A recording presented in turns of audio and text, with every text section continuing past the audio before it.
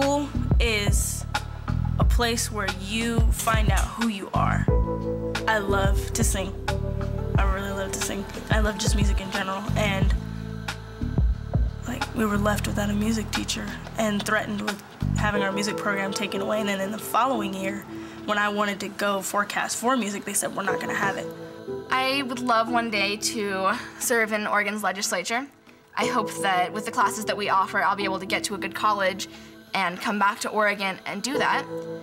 I honestly don't know with some of the things that we offer right now if that's going to be an option. We are very crowded, and our crowding is due to the fact that our community is growing exponentially, but the size of the school, of course, doesn't grow exponentially. We have basically the same infrastructure here as we had 12 years ago when the school opened, but we have, instead of 750 kids here, we have 1,150 kids at this school. So it would help me if I could have the number of kids in my building that the building was designed for.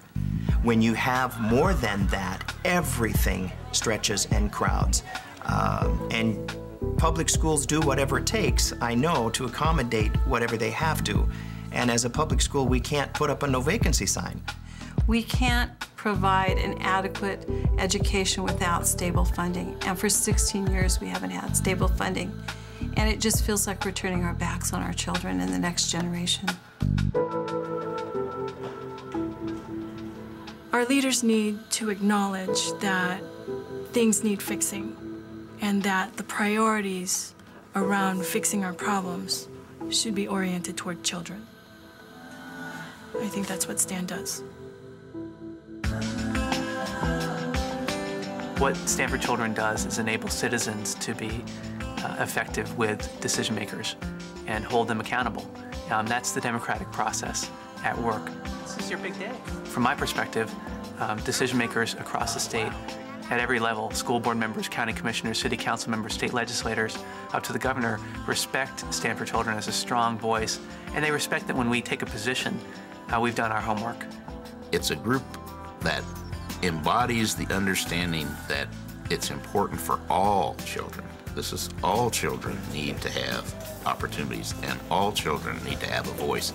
And children really, in a political sense, are voiceless.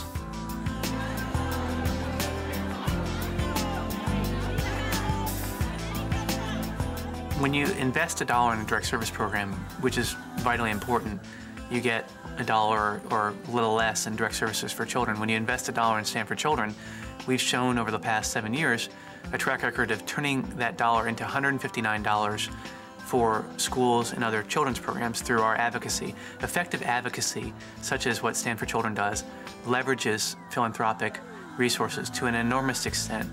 Stand for Children's giving me more than a voice. It's given me a sense of hope. I have been involved in a lot of things that I think are important efforts to help improve education. Stand for Children is the best structured and the most strategic in their approach. I'm a member of STAND and have become involved because I think that they're a grassroots organization that's really gone out, especially this last legislative session, and really were very present in the legislature and very active in helping educate people about the needs of children and the schools in Oregon. Stand for Children provides me with an opportunity to get involved in politics when other organizations and other people say, no, a 15-year-old, they can't do anything.